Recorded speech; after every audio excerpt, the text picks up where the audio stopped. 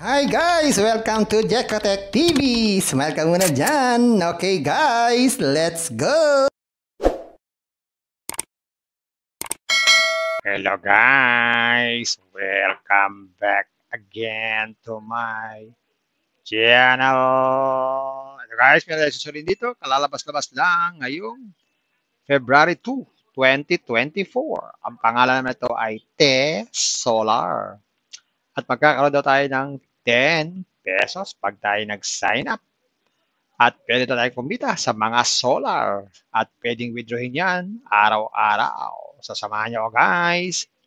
Ating sulit itong application na to. Pero bago yan, baka naman di ko pa kayo friend sa YouTube. Please click the subscribe button and also the bell button para naman ma-notify ko kayo. Meron akong bagong video. And also share and like sa mga mahilig sa online. At sa mga nandyan na gusto naman magsuri, pwede rin mag-register, magsuri. Maganda nga yan, marami nagsusuri sa sari-saring application na lumalabas sa ating internet world. Again, hindi ito commercial, hindi ito promotion, hindi ito advertisement. Sadya lamang sinusuri natin ang sari-saring application na lumalabas sa ating internet world. Kaya, let's go na! Ayan guys, ito yung kanilang sign-up form.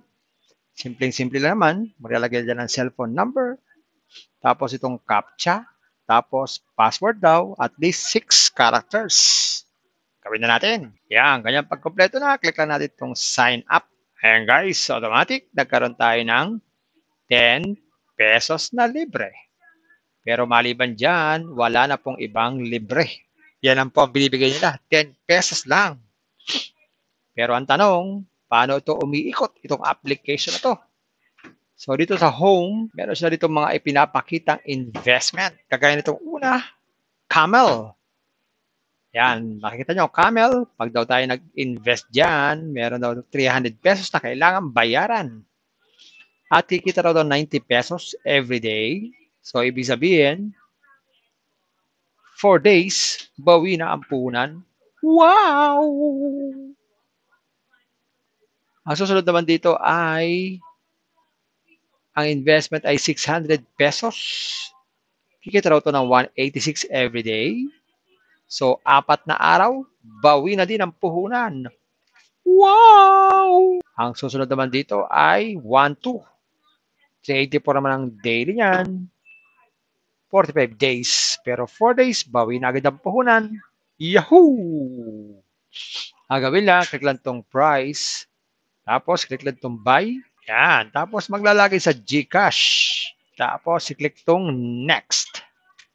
Yan. Tapos, scan itong QR code. Pag na-scan na, pag-transfer ng fund, ayun, meron na tayong investment. Ganun lang kasimple. Ayun, check naman natin ang withdrawal dito. Pero bago mag-withdraw, click lang itong bind bank card. Click lang itong click add. Tapos maglagay dito ng holder's name. Tapos pumili ng GCash. Tapos bank account number o GCash number. Ganito lang. Ganyan lang kasimple. Click lang itong submit. Ayan. Pwede na tayong mag-withdraw dahil meron na tayong GCash na nailagay. So, ang minimum withdrawal pala dito ay 100 pesos. At anytime, pwede raw mag-withdraw. Wala naman pong daw bayad. Ayan. So, meron din sila ditong mga FAQ in case na meron tayong mga nais malaman na mga frequently asked question. At meron din sila about us para malaman natin kung anong klaseng kumpanya ito. Ayan guys, nakita natin itong Te Solar. Isang simpleng application. Totoo, meron free 10 pesos. Pero hanggang dyan lang ang libre. Wala nang iba. At pwede tayo kumita sa mga solar. Kaya lang, kailangan mag-invest. At least 300 pesos na pwedeng withdrawin naman ang kita araw-araw. Guys, parati ko kayong pinapaalalahanan at pinagbibilinan.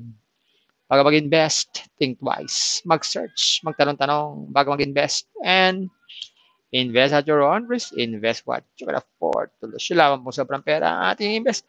Huwag yung ating pagkabuhay, paglibigas, pabiling ulang, tuition fee, at lalo na, huwag po tayo mangutang. Wala po tayo pang-invest. Kung may free, sa free na lang muna tayo. Meron tong free, kaya lang, 10 pesos lang. At kung gusto pa na maraming free, pasyalan nyo po yung aking description box. Nandun po yung mga super legit na free application. Puntahan nyo po. At sa pamalala, ganito mga application, minsan tumatagal, pero minsan nakakalungkot, sandali lamang. Kaya maging maingat sa ating pag-invest. Sa papaalala, sabi po sa 1 Timothy chapter 6 verse 10, for the love of money is a root of all kinds of evils. It is true that this craving that some have wandered away from the faith and pierced themselves with many pangs. Totoo po yan. Ang pera ng taga ay kailangan natin pamiling ulam, pansapatos, damit at iba pa. Pero pag nagmamahal tayo sa pera, yan po ang delikado dahil maaari tayong makagawa ng sari-saring kasamaan. Kaya maging maingat sa pagmamahal sa pera. Bye-bye. Ingat lagi sa pag-invest. Bye. Hi guys! Welcome to Jekotech TV! Smile ka muna dyan! Okay guys, let's go!